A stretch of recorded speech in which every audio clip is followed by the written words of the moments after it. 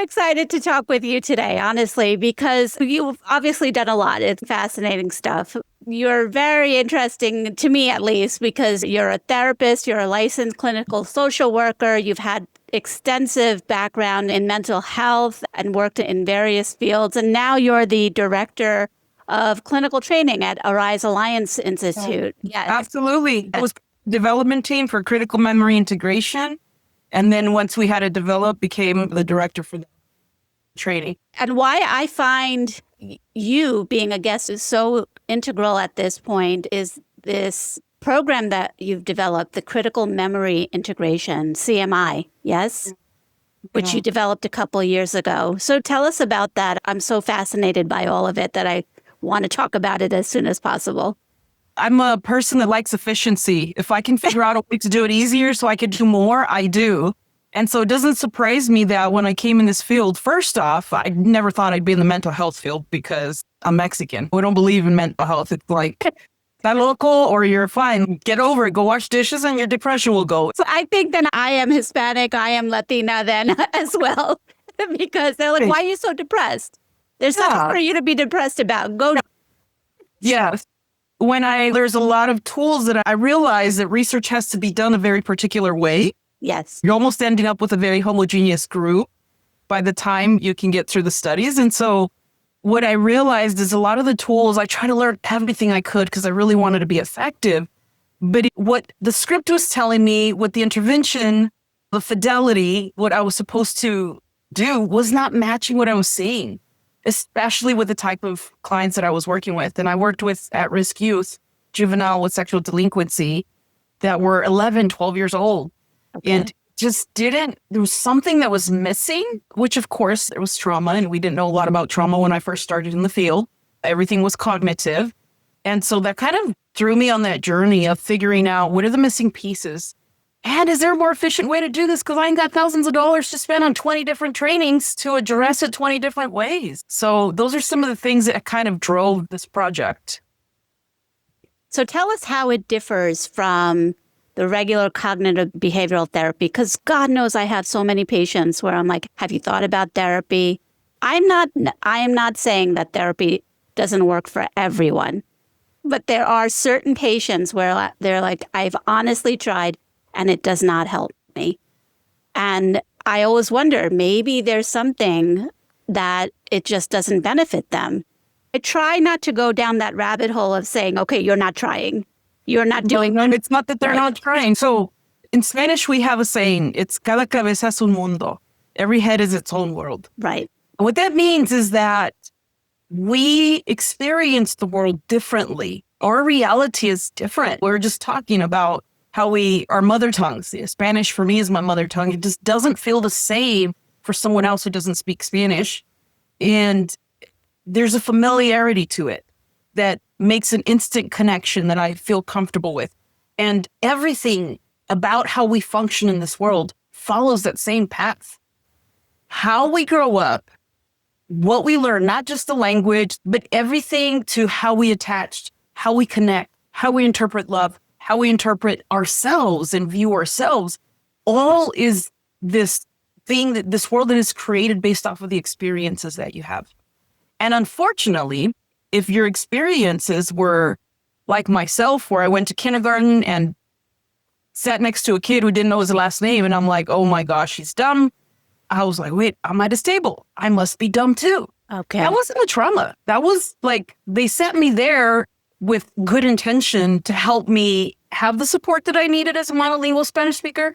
But my little brain interpreted that, made meaning of it. And that little pivotal moment impacted the rest of my time in school, where I thought I was dumb. I wouldn't even try homework, was always getting in trouble, called in the principal's office. It took me years to get out of that. And what I discovered is a lot of our experiences that we have, traumatic or not, tend to almost program us in ways that sometimes is not congruent with who we are, not to the truth. And when we go to a therapist, because it's like, I feel like I can't breathe, I'm having panics. And they look for, breathing techniques, or you got to think differently. But it doesn't always get to, why do I think that way in the first place? Okay. That's what critical memory is doing. We call those critical moments. critical experiences that become memories because it's just outdated, right? It's old data. But unfortunately, if we're not aware of it, a lot of these things, I didn't know that I made the decision that moment. I didn't know it was a decision. Unfortunately, so many of us can get limited. Our lives are limited, almost chained to these beliefs about ourselves. And it creates our emotion responses, our ability to experience discomfort or move away from it, how we interpret relationships. How do we find it? How do we get to it? That's what CMI does. So do these critical memories, does it happen in a flash where you may even think about it for a nanosecond, but it's not necessarily coming up into your consciousness? Or is it rooted in muscle memory where it may have made you feel a certain way and that comes up? Like, how does it manifest for people? Yeah. All kinds of ways. And that's what makes this different too. The modality I was trained in before when I was a national trainer looks for images and scenes. You have to be able to visualize. And there are people who can't visualize in their mind. That's 20% of the population.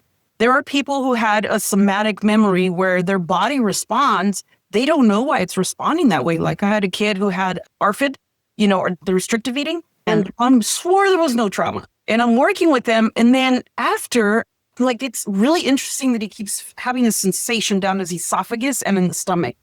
So when I asked, I don't remember how I asked it, that this time mom was like, well, we've always had to force him to eat.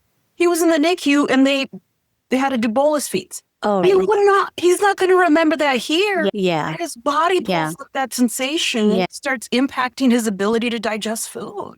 So part of the issue in our field is we tend to, because we have to manualize things, you have to limit it or put some structure to do this, and this is how it looks like. But with CMI, we're trying to teach individuals to attune to the wisdom of the body. And memories can present themselves so many different ways. It could be a cognition. It could be a narrative, a story, a belief. It could be somatic, and you don't really know what it's connected to. It could be a felt sense. What I do know is how you know you got to it is because the place that you started, when you brought that up, it felt a certain way. And when we're done, it feels different. It's a felt experience. Right. You can look at the same thing, does not bring up the same response. I'm just wondering, how many of us are affected that maybe we're from a different country? I imagine maybe you were born here in the US. I was born here, but we were chatting, our roots are from somewhere else. And how much of that in terms of how our parents manage stress, and it's so different from how things are from the rest of the country, right? They weren't necessarily, my parents at least, weren't integrated into Western society. Not at all. So think about it, if you had this portal, and when you go home, I port over to Mexico, where you speak Spanish, where you throw chanclas, where this is how they respond. Then at 8 a.m. on Monday morning, you transport to a portal. I call that portal the crosswalk. Because it went from one end to the other, and all of a sudden I'm in this other world that speaks a whole different language. The food is completely different. The expectations are different. I have compassion for my little self and other selves that come from two worlds like that. How do you integrate that? How do you make sense of that as a child? And we know that other people experience that too. You have broken homes where mom's expectations are different from dad's. You have to be this way here, that way there. But even individuals who experience trauma in their home, doesn't have to be a different race or country. It could be just culturally what happens at home in the family that say that stays at home. You don't share that at school. But at school, they're teaching you about bad touch or about respect. But then you go home and it's different expectations. It's a different world. Yeah, no, I've always said that it's and it's a little better for my kids, but it was straddling two different cultures. And it's easier now, but still, I feel like I still have to straddle two different cultures. And don't get me wrong, there's a beauty to that as well. Absolutely. I tell people when I like to talk, obviously. So they said, God gave you 2 ears and one mouth. I said, yeah, but he gave me 2 languages. You have a lot to share. So share with me, who you think, obviously, a lot of people can benefit from it, but in your experience, first break it down. How is CMI different than talk therapy? And who have you seen that it benefits the most?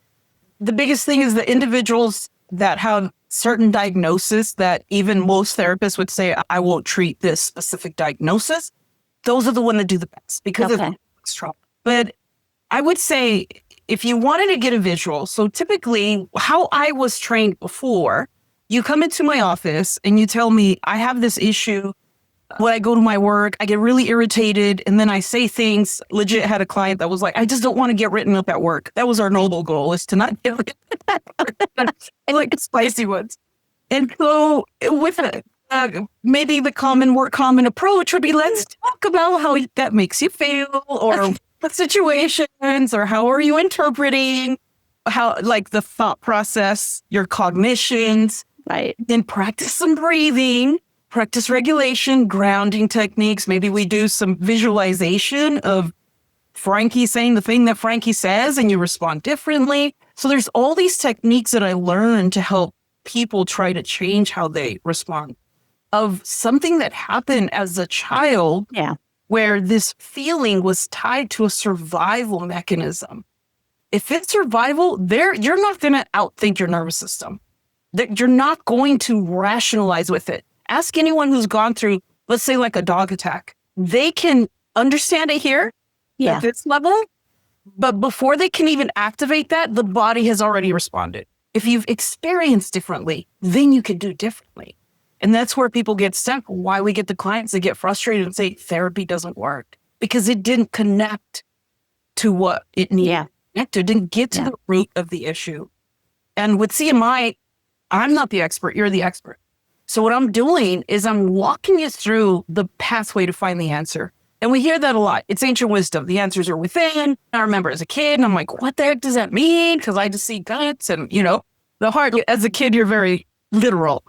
But it really is understanding and tuning into those signals in the body that are letting you know, hey, this response, the shame that we feel when we act a little extra, right? The guilt, or the frustration because we keep finding ourselves in the same situation over. We tell ourselves we won't do it no more, but then we find ourselves doing it.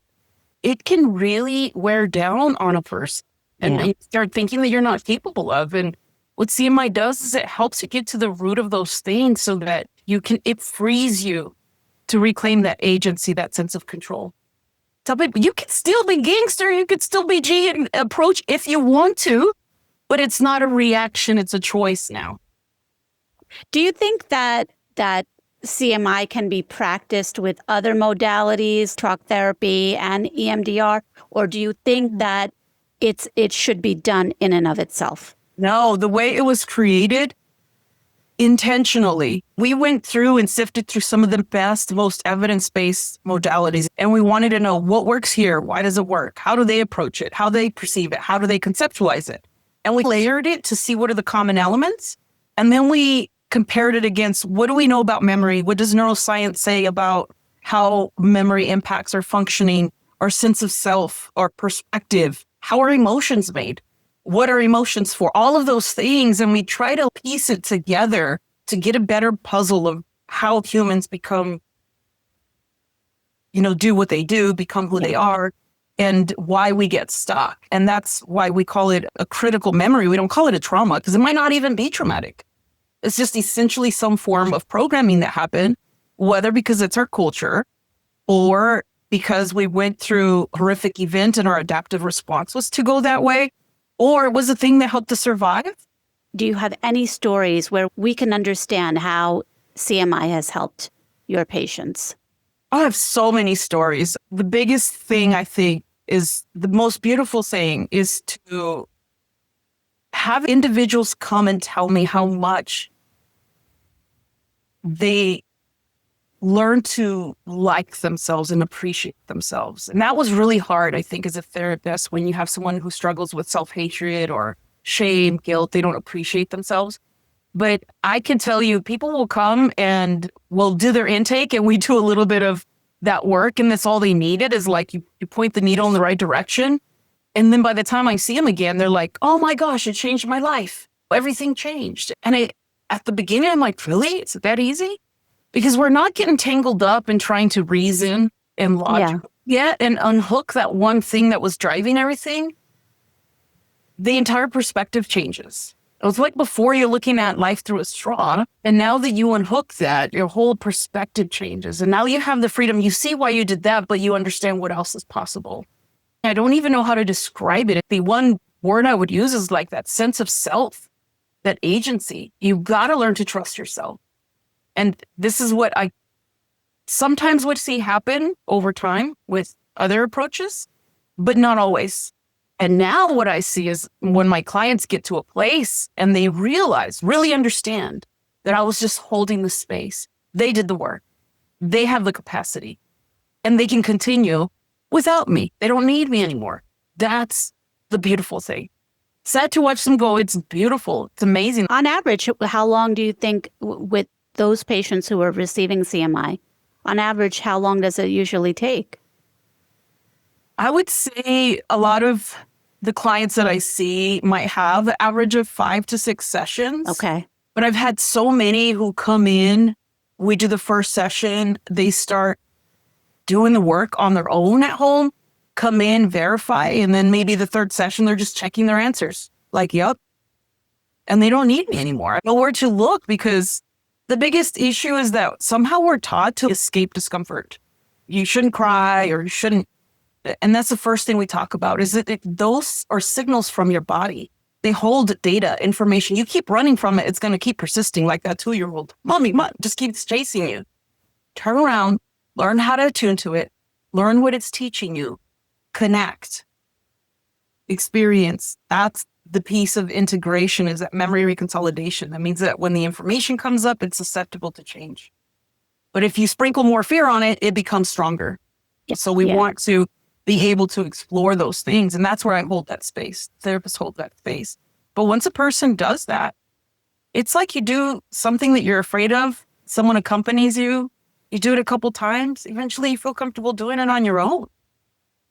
Do you find with your patients that it's just usually just one hook, or is it a few hooks or many hooks that they have that you have to unhook them from?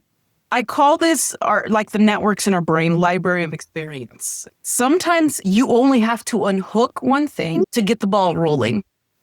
If you've ever had a situation where you discover, let's say you knew a couple and then you found out one of them was cheating or something, you're like, what, George? Never.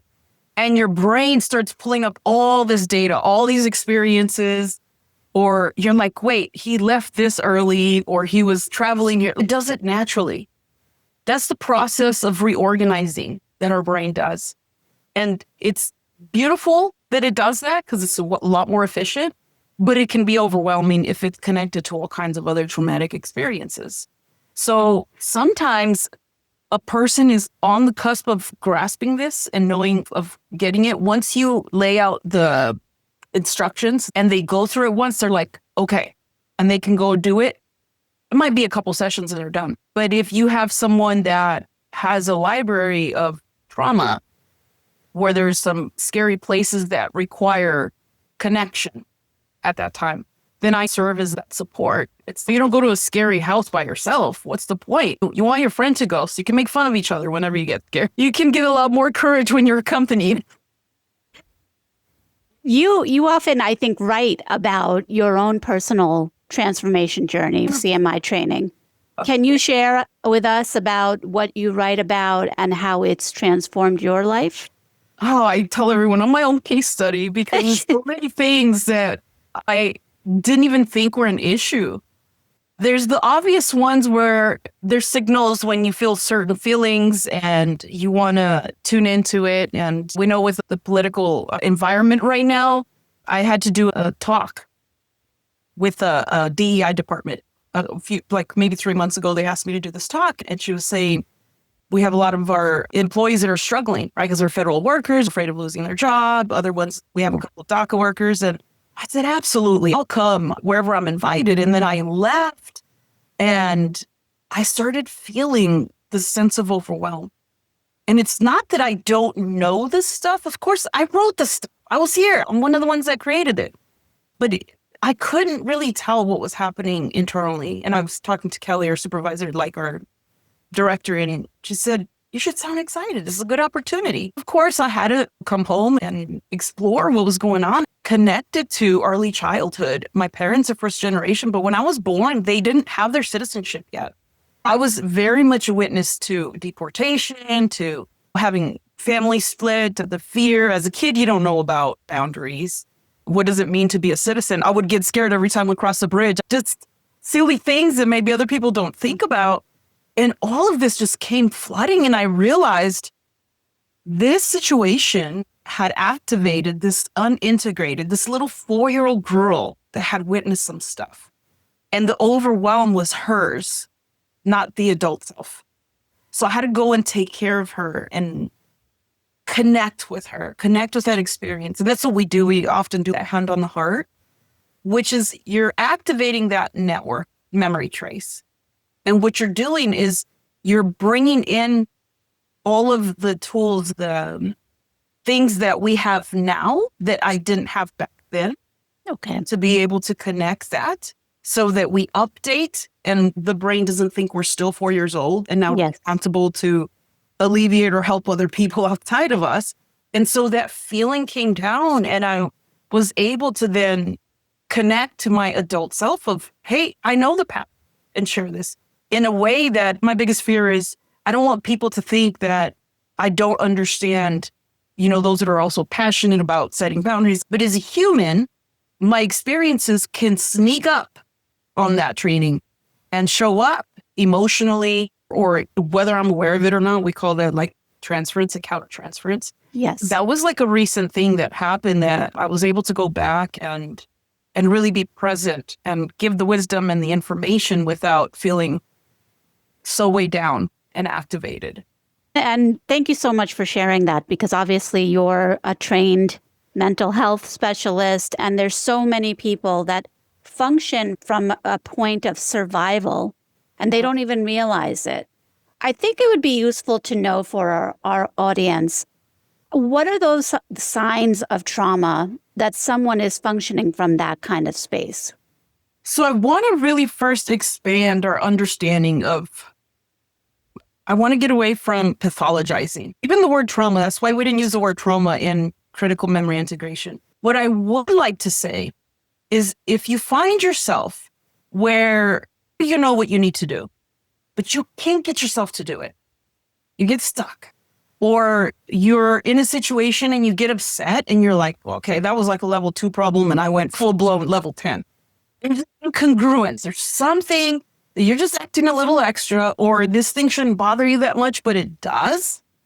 Or you find yourself in themes like picking the same partners. You're like, I don't want that type of guy. And then you're there again. Or the same friendships. Why does this always happen to me?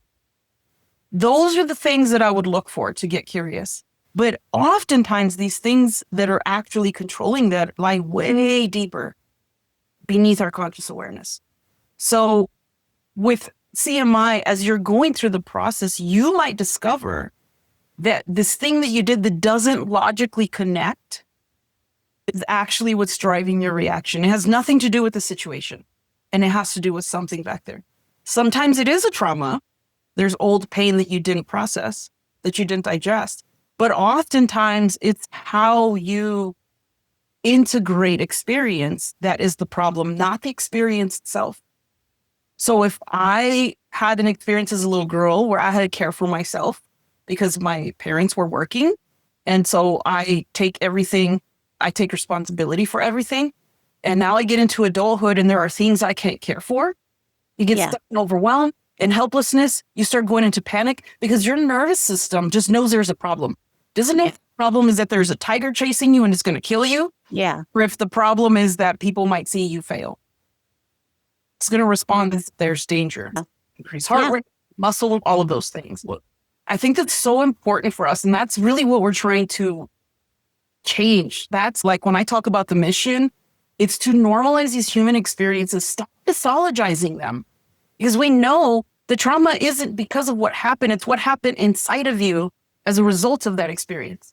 So you could have people go through the exact same car accident, death, assault, whatever it is, and not be traumatized, not have the Yeah. symptoms. I think you've touched upon something, and I've always wondered there are certain types of people, including myself, who have been drawn to healthcare, becoming doctors, nurses, social workers, and it's that caregiving, that taking care of others. And it took me a long time because I was seeing it within relationships, and I was like, okay, I am the caregiver. I am the person who takes care. And so I'm not saying that I necessarily withdraw from all of that. It's my bread and butter, and it gives me joy, and I like helping other people. But when it crosses over into another realm, that's when you know there's Yes. stuff. And for me, because of my background, my go-to adaptive response was aggression and anger. I thought that's how I survived. I was always getting in trouble for fights at school. By the time you become an adult, you can resolve issues that way. HR gets called and all these things happen. But if you had a person who, as a child, did the people pleasing and appeasing, and their feelings were not taken account, they weren't able to express themselves, they didn't count, then they become people pleasers as adults. Guess what? The world loves people pleasers. There's no pressure externally to change that. But where does that disruption, where does that disconnect happen? Internally. So you have a person who is a kind-hearted individual, loving individual, and yet they can't seem to give enough to make other people happy. They can't. So that is the work of understanding that boundary. And you can't do that without starting to care for yourself, without looking at yourself the way you look at others. And I hear this all the time. Oh, I can have endless patience for others, but not myself. I love others, but not myself. Guess what that's called? That's called manipulation, honey. Because what you're doing is you're learning to behave in a way that you get results that keep you safe. But the problem is that's not authentic connection. And you wonder why you feel alone, why you feel disconnected. Because it's not you that's showing up. It's a version, right? It's of you that you have created to survive. Doesn't mean that you're really a bad person, but you got to learn that boundary. And the only way to do that is to connect with yourself first. Know what is you and what is adaptive. And then learn the skill to set that boundary. Yeah, absolutely. That was so well said. And I think it's a very difficult message for people to hear sometimes because it's such a deeply rooted thing that a lot of the work is just to recognize that's what's going on. Yeah, and the talk is not going to change it.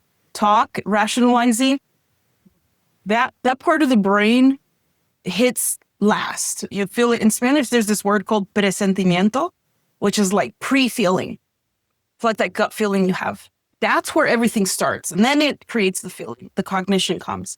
Yeah. And it's all connected, but our subconscious mind is picking up stuff before you're even aware of it. Yeah. So your behavior already started before you can even outthink it. Yeah. This is delightful. Honestly, I had such a great time talking with you and learning from you. Hey. Yeah. So thanks so much for joining me. It was great connecting with you. Thank you so much.